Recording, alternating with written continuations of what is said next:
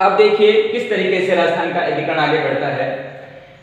उसके बाद इसी दिशा में, इस दिशा के ये क्षेत्र डूंगरपुर, बांसवाड़ा, प्रतापगढ़, कोटा, बूंदी, झालावाड़, टोंक, किशनगढ़, शाहपुरा, मतलब ये पूरा का पूरा इलाका यहां से लेकर और ये पूरे के पूरे में 9 रियासतें, टोटल 9 रियासतें थी इसमें।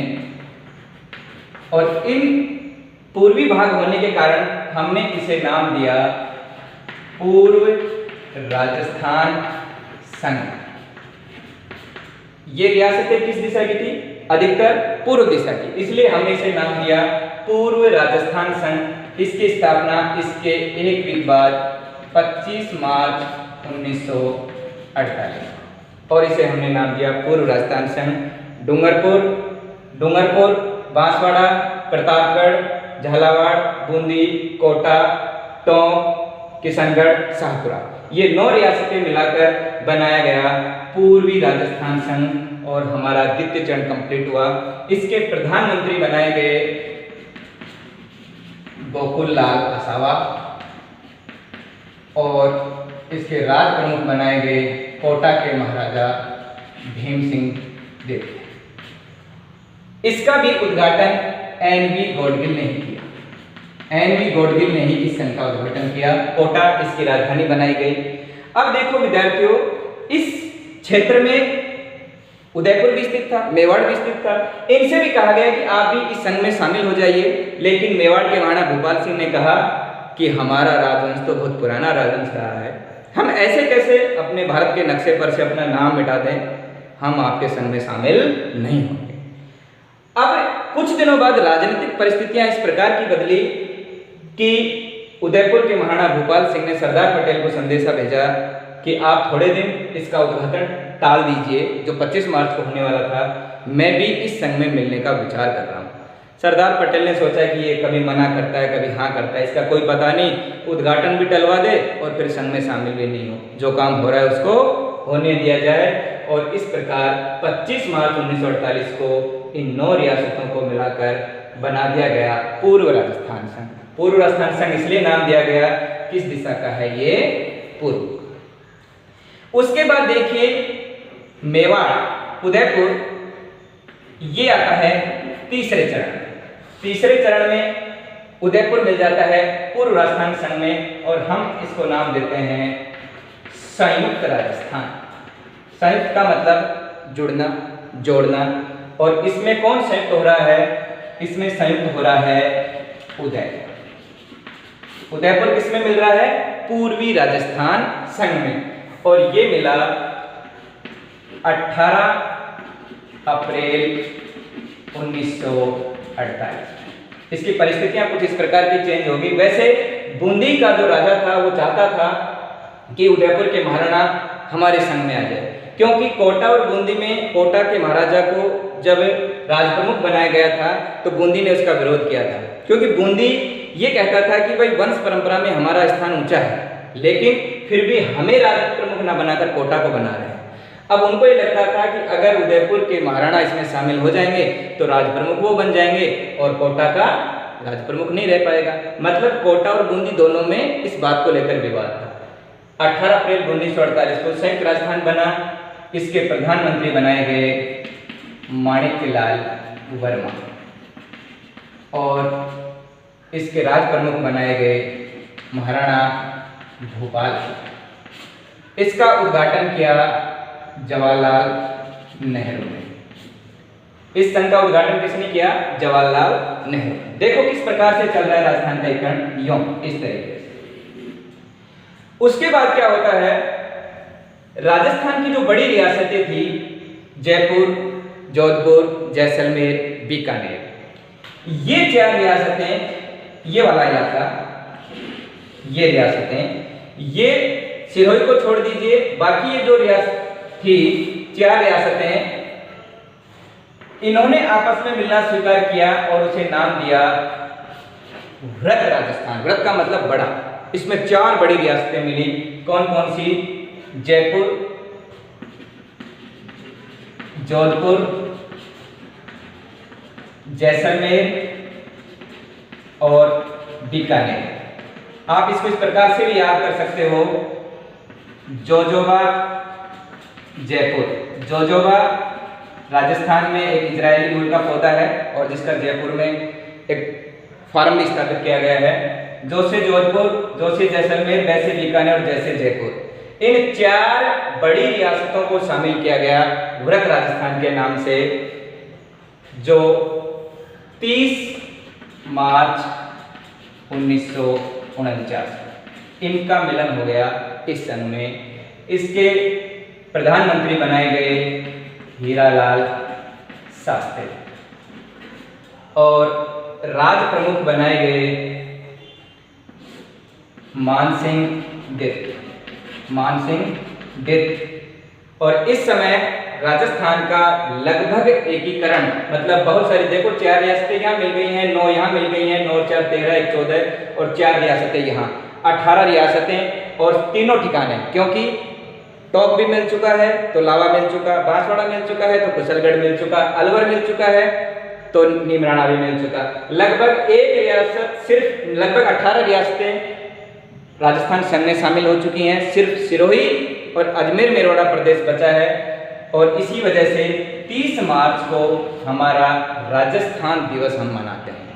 राजस्थान का अधिकांश एकीकरण इस चौथे चरण में पूर्ण हो गया था और इसीलिए हम 30 मार्च को राजस्थान दिवस मनाते हैं। और इस संघ का उद्घाटन करने खुद सरदार पटेल आए थे। मतलब जब सारे काम हो जाते हैं तो सबसे मुखिया सबसे बाद में ही आते हैं, तो सरदार पटेल खुद इसका उद्घाटन करने आए थे 30 मार्च 1948 का। ये हमारा चौथा चरण, देखो किस प्रकार से चल रहा है राजस्थान के कण। ये जयपुर। अब उसके बाद आता है हमारा संयुक्त वृहत राजस्थान। संयुक्त बृहत्तर राजस्थान 15 मई 1949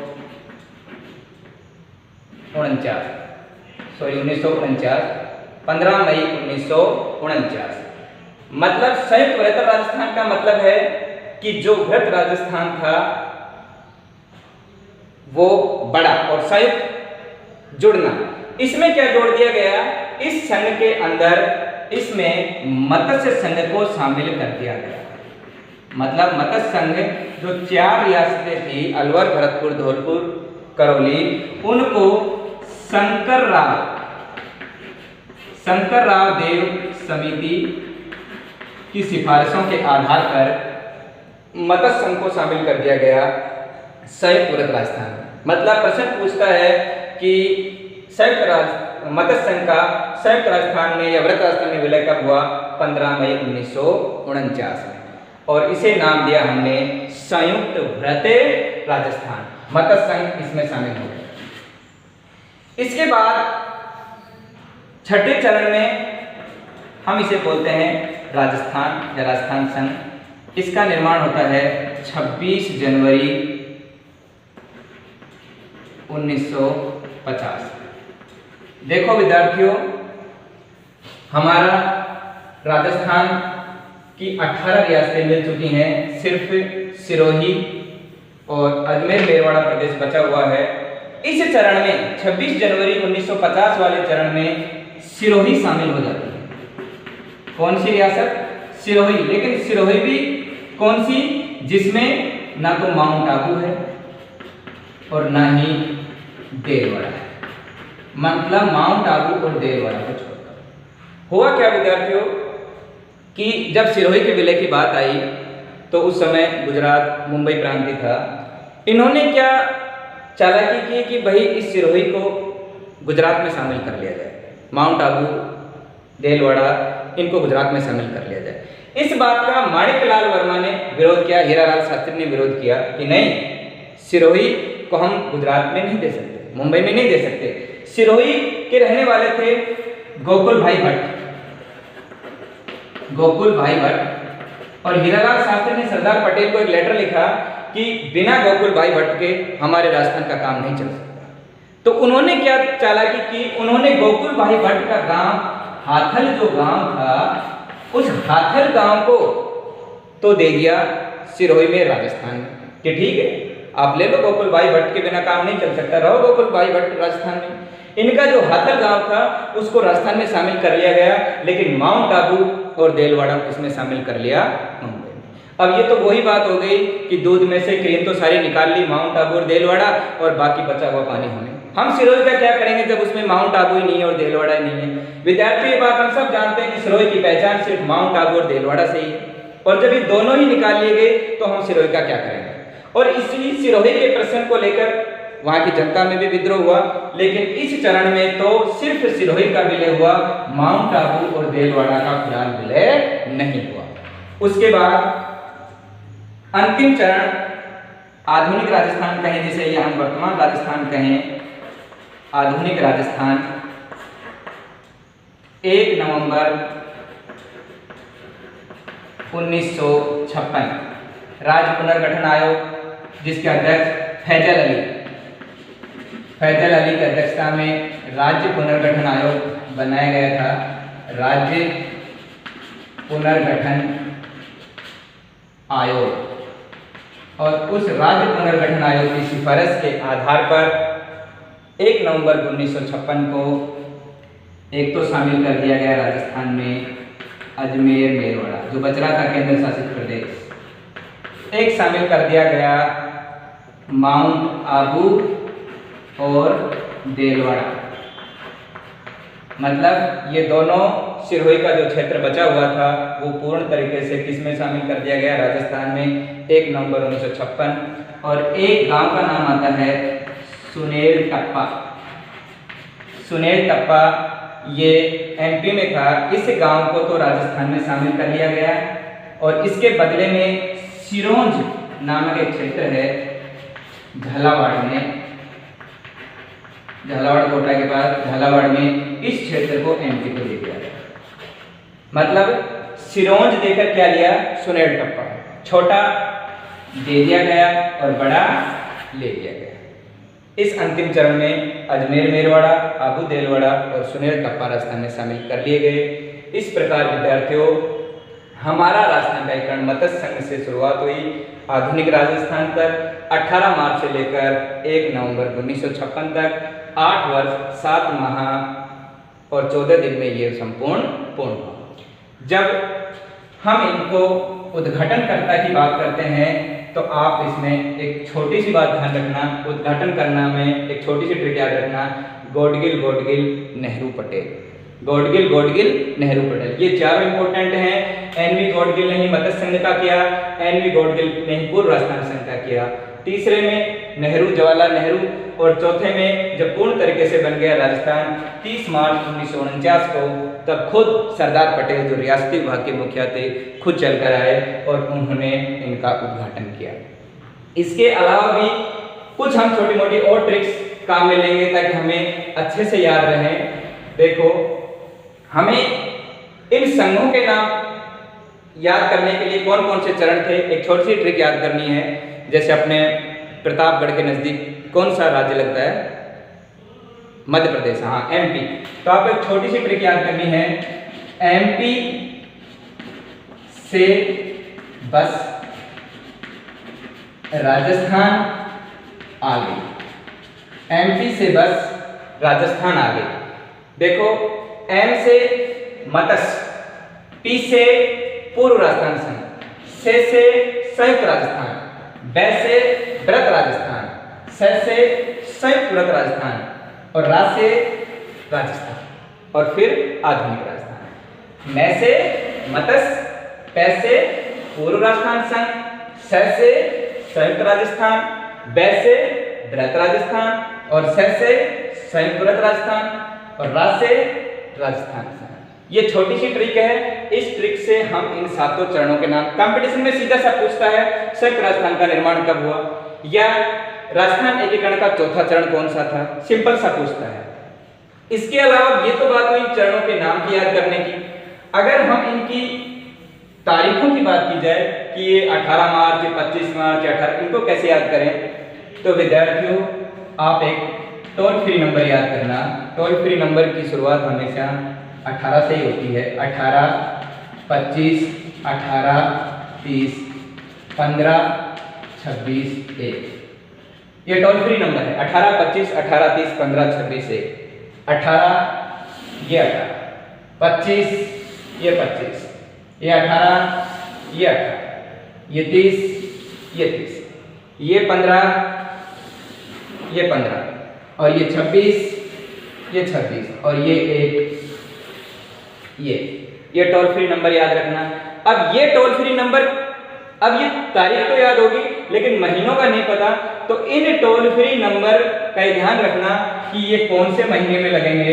ये टोल फ्री नंबर के लिए सूत्र है इस महीनों के लिए, मामा, अम्मा, मंजन करो। माह से मतलब मार्च, 18 मार्च, ये 25 मार्च, 18 ऐसे, अम्मा ऐसे, अप्रैल, माह से फिर मार्च, मैं से मई, और जैसे जनवरी, और मैं से नवंबर। 18 मार्च, 25 मार्च, 18 अप्रैल, 30 मार्च, 15 मार्च, मई, 26 जनवरी और 1 नवंबर। मामा, अम्मा, मंजन करो। इसके अलावा ये 3 1948 में है, ये 2 1949 में है, और ये 1 1950, और ये 1 1956। इस प्रकार विद्यार्थियों हमारे राजस्थान का एकीकरण पूर्ण होता है। अब ये ट्रिक्स हमें कुछ समय के लिए टॉपिक को समझने में काम आ सकती हैं, लेकिन इन्हीं के भरोसे मत रहना, क्योंकि एग्जाम हॉल में अगर रटी हुई ट्रिक्स एक बार पटरी से उतर गई तो वो वापस पटरी पर तब तक नहीं चढ़ेगी जब तक कि आप एग्जाम हॉल से बाहर नहीं आ जाते हो। पूरे एग्जाम हॉल में बैठे रहना, वो वापस पटरी पर नहीं आएगी। अब विद्यार्थियों इसमें एक छोटी सी बात और बता दूं राजस्थान एकीकरण में, कि क्या सहजता से ये राजस्थान के राजा आसानी से इस तरीके से अपनी स्वीकृति दे दी थी, हाँ हमें भी शामिल कर लो, हमें भी शामिल कर लो। देखो राजस्थान के रियासतों की जब बात करते हैं तो रियासती विभाग ने एक डेट दी थी 14 अगस्त की, 14 अगस्त 1947, मतलब देश आजादी से पहले आपको हर हाल में ये स्वीकार करना है कि हमें भारत में मिलना है पाकिस्तान। तो ध्यान रखना विद्यार्थियों, सबसे पहले भारत संघ में शामिल होने वाला राजा था शार्दुल सिंह। शार्दुल सिंह, और ये कहाँ का था? बीकानेर का। मतलब भारत संघ में सबसे पहले जो मिलने वाली रियासत थी वो थी बीकानेर, प्रथम रियासत थी। और अंतिम रूप से जो मिलने वाला राजा था वो था उदयभान सिंह, धौलपुर। अंतिम, ये हम बात करते हैं भारतीय संघ की। उसके बाद फिर राजस्थान का एकीकरण शुरुआत हुई है, मतलब कि सबसे पहले हामी किसने भरी कि हाँ हम भारत में रहना है, और वो थे बीकानेर के महाराजा शार्दुल सिंह और धौलपुर के उदयभान सिंह। क्योंकि इन्होंने ही जब रियासती विभाग ने ये डेट निर्धारित कर दी थी कि आपको 14 अगस्त तक मिलना है, भारत में मिलो या पाकिस्तान में मिलो। जोधपुर के महाराजा जिस प्रकार भोपाल के नवाब के साथ मिलकर पाकिस्तान में मिलने की बात कर रहे थे, उस वक्त शार्दुल सिंह ने सबसे पहले भारत संघ में मिलने का प्रयास किया, और उसके बाद सबसे पहले मिले भी। इसके अलावा मेवाड़ के महाराणा भोपाल सिंह, इन्होंने अपना अलग अस्तित्व रखने के लिए राजस्थान यूनियन इसके नाम से प्रयास किया कि इसके नाम से कोई संगठन बना लें और उसमें सर्वोपरि रहे मेवाड़। मेवाड़ के महाराणा ने किस संगठन को बनाने का प्रयास किया? राजस्थान यूनियन। उसी प्रकार कोटा के भीम सिंह दित्य ने हाड़ौती संघ बनाने की कोशिश की, हाड़ौती संघ। उसी प्रकार डूंगरपुर के महाराव लक्ष्मण सिंह ने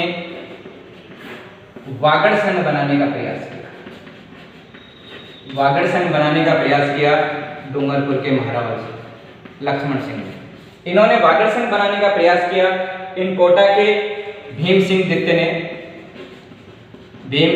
ने इन्होंने हाड़ौती संघ बनाने का प्रयास किया।